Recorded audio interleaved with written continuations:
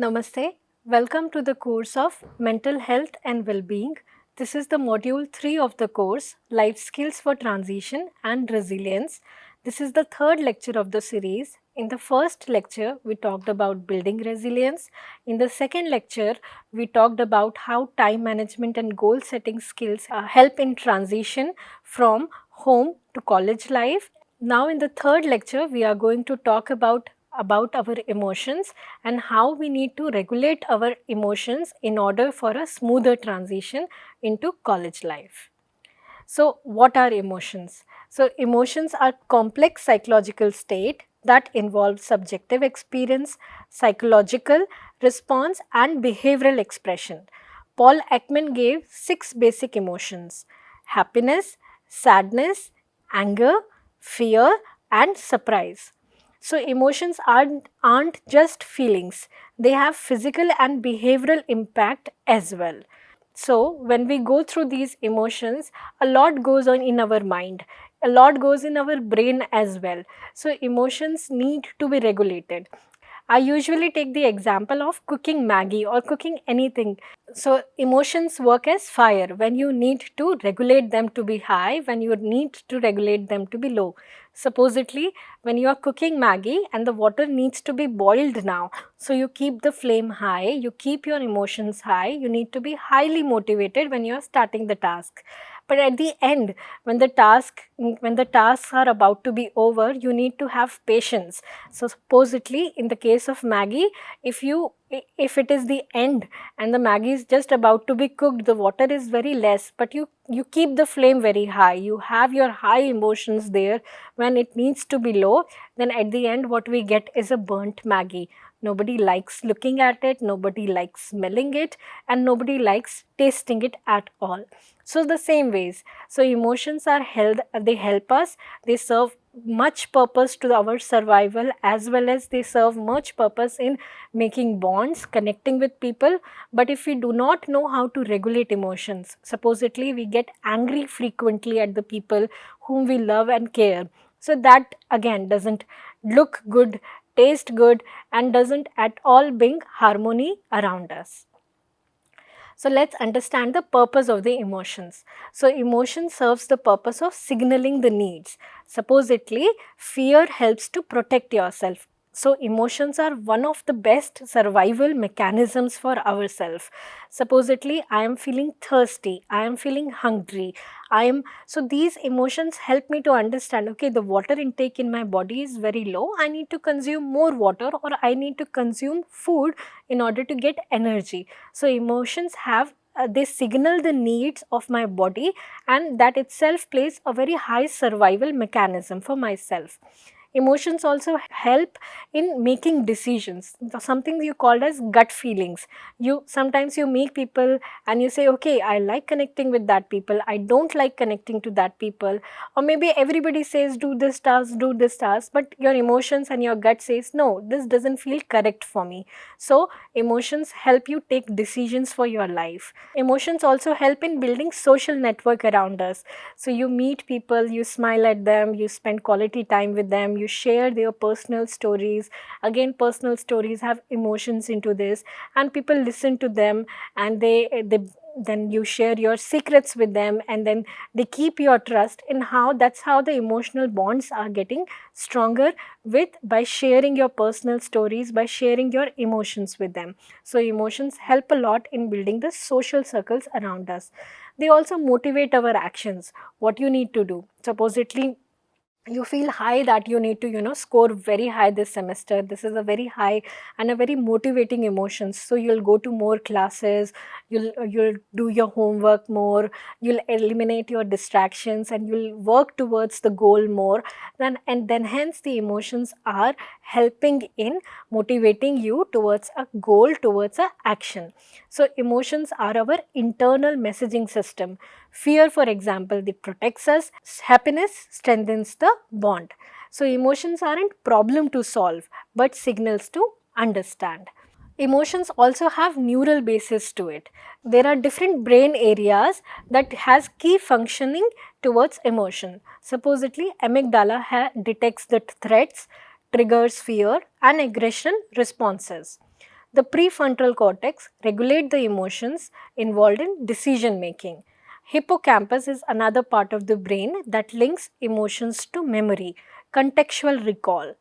Hypothalamus is another part of the brain that controls the autonomic responses. That means our heart rate, our hormones, and how we, when we feel thirsty, when we feel sleepy, those again, breathing rate are again monitored by hypothalamus. So here is a diagram. You can see this part of the brain. This is the prefrontal cortex. This is the hippocampus, this small area. Then again amygdala is here. So you see this area of the brain, this is called as limbic system. Limbic system, this again is our emotional brain, right? And this here prefrontal cortex is our thinking brain, right? So what happens is emotions arise in this area and a signal goes to the prefrontal cortex, and then prefrontal cortex helps in decision making and helps in regulation of emotions. Let's understand some of the theories behind emotions. The first theory that we are going to talk about is James Lange theory. It says that we feel emotions because we experience physiological changes in our body. They propose that emotions are a result of our awareness of body changes. For example, when you see a bear, your heart races, you tremble, and you feel fear because you notice your body's response.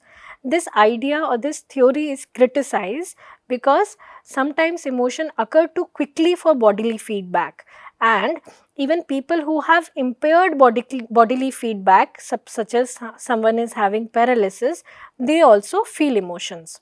So the next theory that followed this is Cannon-Bard theory. It says that emotions and physiological reactions occur simultaneously, not sequentially. They argued that thalamus sends signals simultaneously to the cortex, producing emotions, and autonomic nervous system producing bodily responses. So they say that when you see a bear, your brain signals both fear and physical arousal at the same time. So this theory emphasizes the role of brain in emotional processing, especially in subcortical areas. The next theory to understand emotion is Sachet-Singer theory.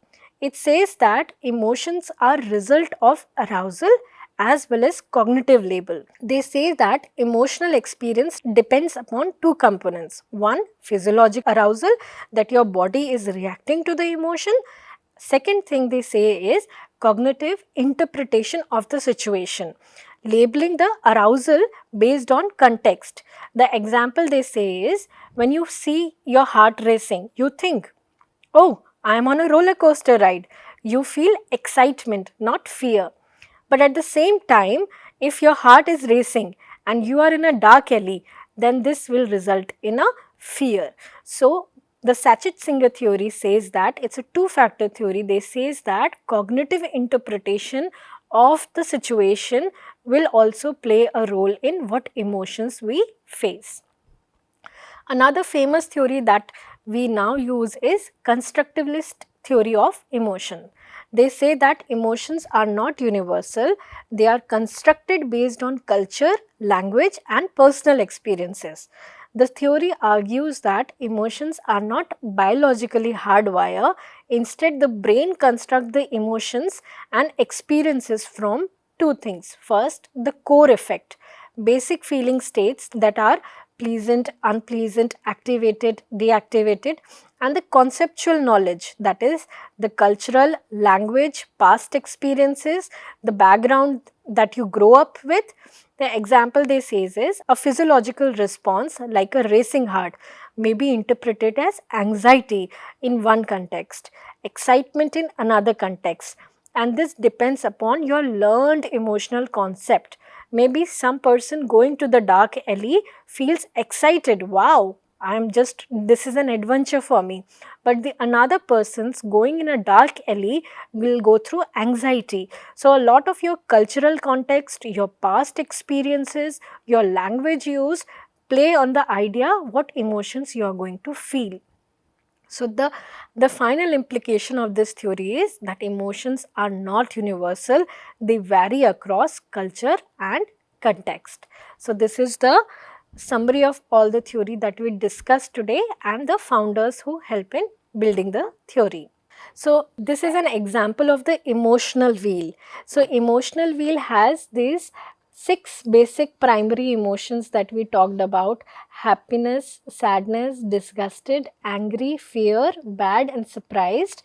And then at the same time it goes deeper into all those emotions and different layers of it. So when we use emotional wheel, we can just say I'm not feeling angry. I can say, I feel let down, I feel humiliated, I feel aggressive, I feel frustrated. When we have different labels for the emotions that we are going for, it helps us more clarity into the situations rather than just saying, and I'm angry at that person. I can bring more clarity, more intelligence into my emotions by labeling it correctly, that I feel humiliated by this experience, or if I feel disrespected in this situation, that is making me feel humiliated. So building or labeling correctly the emotions in a detailed way help us generate the prefrontal cortex, and this again brings intelligence into the emotions, which again helps to regulate the emotion. So you can use this emotional wheel for yourself whenever you are going through a stressful situation or any situation that is out of your control, and identify what emotions you are going through. So emotions are not in our control all the time. We do not decide to get angry, we do not decide to get frustrated, we do not decide to get sadness. Emotions are automatic in nature. They are just in background, they just arise. So when when anger arises or when sadness arises, then it might be out of the blue. You didn't plan to get sadness, you didn't plan to get unhealthy emotions. So one of the theory in psychology talks about by labeling these emotions into positive and negative, that again becomes the problematic idea. Once we identify all emotions, either positive or negative, as just emotions, then we have a better understanding to solve them or to regulate them. So many situations trigger emotions to us. So we need to identify what situations are triggering for me, right? This is a very individualistic experience. Some situations may be triggering for one person, whereas this situation may not be triggering to another person's. So again, as a subjective experience, we can find out what situations are triggering for me. Some common triggers are social rejections, academic pressure, sleep deprivation, relationship issues. So when these situation occurs that triggers, then different emotions arises, and our response or reaction to those emotions are labeled as good reaction or a good action or a bad action. So when we understand what triggers our emotion, then this is the key in managing them. So we defined emotional regulation as the ability to influence which emotions you have, when you have them, and how you experience and express them. So there is an idea about controlling emotions versus managing emotions. We don't say anger control, we say anger management. So control means putting an all stop to it. No, that means nothing can flow in this direction, like I'm controlling it. Whereas what we understand with emotions is that they are automatic in nature. They already arise. There's already a physiological response when we are going through some emotions. So you cannot control it. Your body is automatically breathing heavy. Your face is automatically getting red because of the anger or sadness. You are already feeling very low. So now emotions are already there. We cannot control them. Many people think of, let's control your anger, control your sadness, just go out, you'll feel good. That's the cure for depression. But control rarely works in case of emotions, because emotions needs to be managed. So what is the difference between control and management? In management, we filter what emotions or what behavior or what actions will help me regulate it, rather than putting a full stop to it. Because your body is already reacting to the emotions, then you need to do is You need to now manage the reactions of the body, manage your behavior, so that again we can use the Maggie example, so that the end product is usable, is functional, and it looks good, right? So components for emotional regulation includes awareness, acceptance, and strategy use.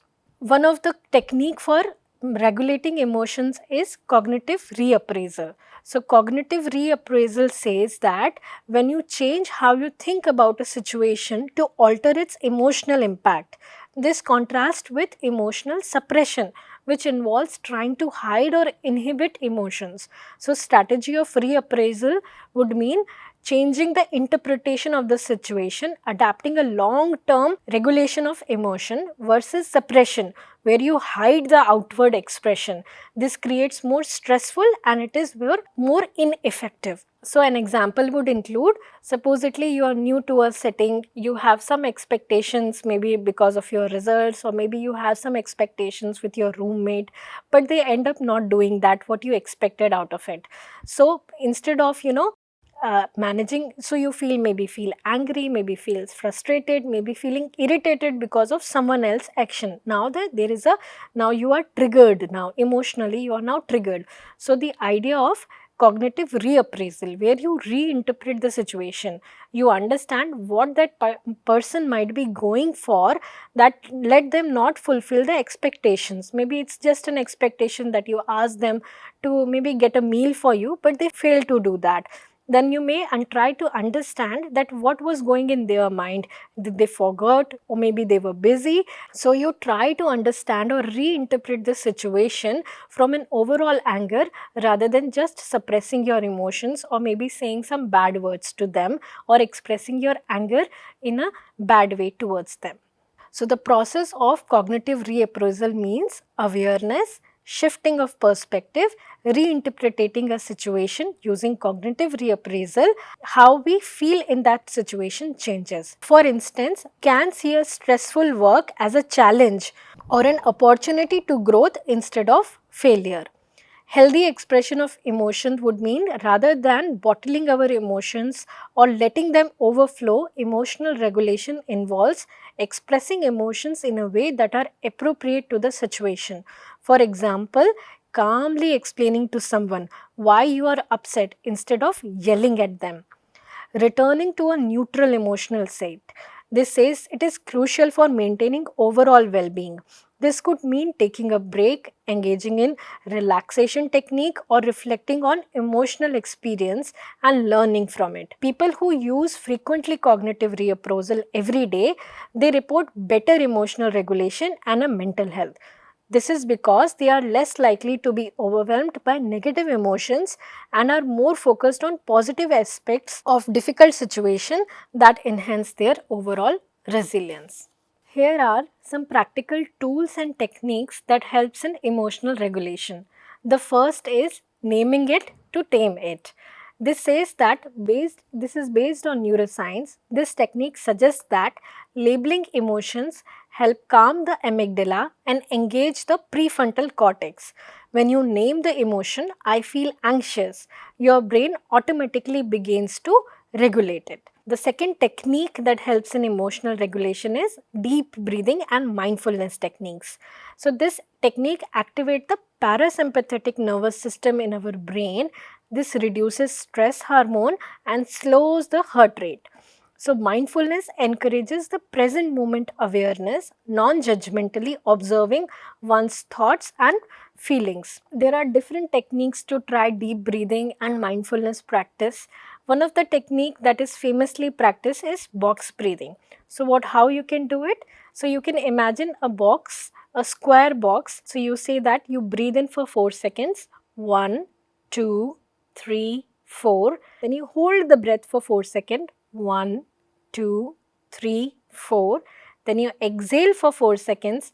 1, 2, 3, 4. Now the breath is completely exhaled. Now you again keep the breath out of your nose and mouth for 4 seconds.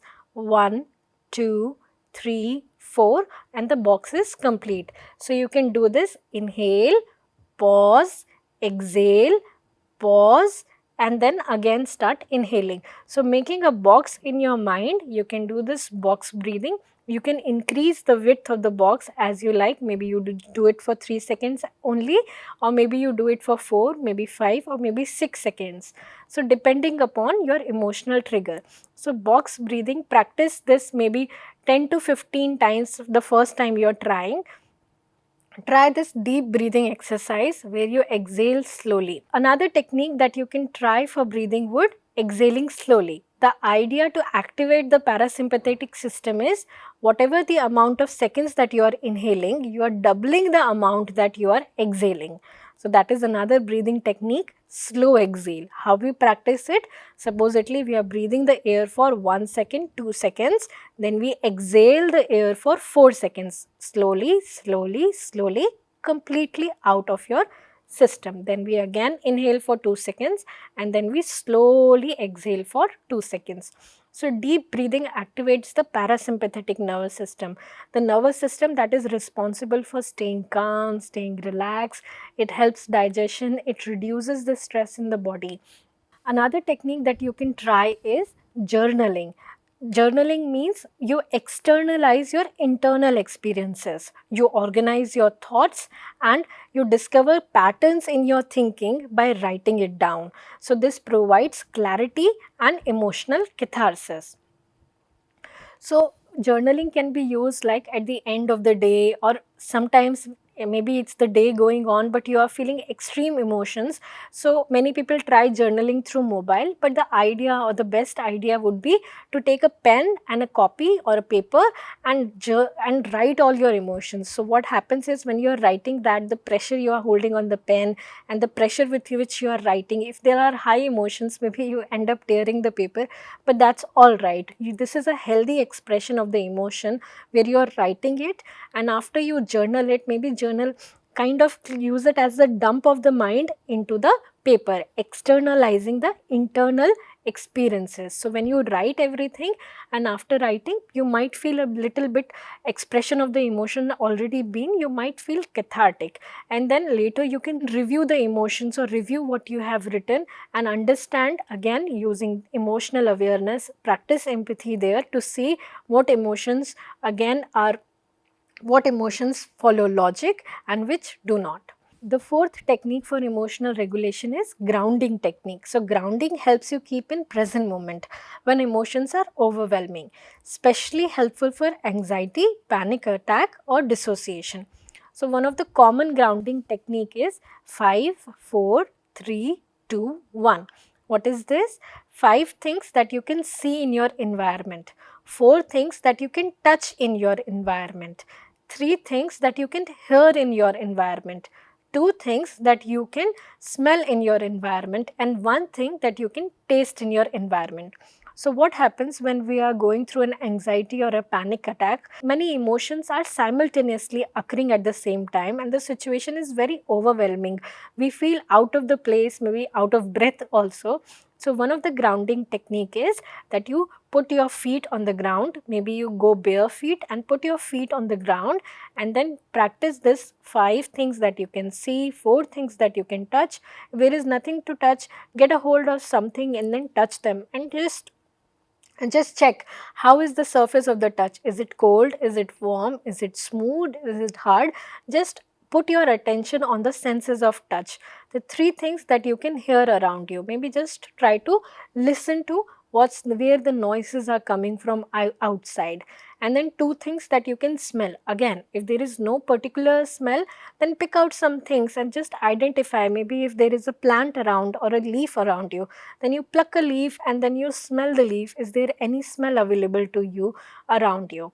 And at the same last thing, 1 thing that you can taste. If again nothing is there, put something in your mouth, maybe a toffee, maybe some fruit, which will help you again build your senses back. So the idea here is a lot of confusion is going around, but you ground yourself in the present moment, you ground yourself with your sensory experiences. Another technique for emotional regulation is problem solving.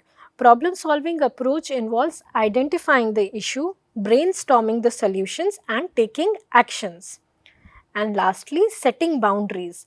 Healthy emotional regulation means protecting your emotional space, saying no, managing time, and avoiding toxic interactions helps to reduce emotional overload. Maybe you say, I am not available for this thing right now. The topic is difficult for me. Let's talk about it later. I need some time alone to recharge it. Setting healthy emotional boundaries, respecting your own emotional space will help to regulate your emotions. Supposedly, the conversation or the topic or the person is making you feel very, very anxious. So instead of reacting in that situation, you take a break from the situation. You say, this is getting difficult for me. I am not able to handle this. Let me take a pause for some time. So you are protecting your emotional space. Hope these techniques will help you identify what are your emotional triggers, when you get triggered, and how to regulate your emotions. So, we talk a lot about emotional regulation, but how does emotional dysregulation looks like? The signs of emotional dysregulations are having mood swings, impulsive behavior, difficulty calming down, a chronic anxiety or anger. So, if you face any of these emotions on a regular basis, if you are not able to manage your emotion well, if you are not able to manage your emotion well, you might have these signs, or maybe some other signs are there for you. Try to identify, am I an emotionally regulated person in general or a dysregulated person? So, when we talk about emotions, the best theory for understanding emotions and regulating emotions is emotional intelligence. Emotional intelligence is the ability to recognize, understand, manage, and influence emotions, both your own and for others. This concept was popularly given by Daniel Goleman in his 1995 book, Emotional Intelligence: Why It Matters More Than IQ. So, the components of emotional intelligence are self-awareness, empathy, self-regulation, motivation, and social skills. So, you recognize the emotions in self-awareness, accurately identifying your emotions, their causes and consequence. Empathizing, understanding emotion for yourself and for others, considering others' feelings, especially while making decisions. Self regulating, identify your emotional impulses and responding to emotions appropriately. Motivation, using of emotions. So, we use or harness the emotions to solve problems, make decisions, and motivate ourselves. Social skill, manage relationships, navigate social situations with empathy and skill. Using emotional intelligence and all these components, we manage our emotions better, we build more healthy relation with others, we have more strong social bonds, and we use emotions to motivate our actions as well as our social skills. So here's a practice activity for you.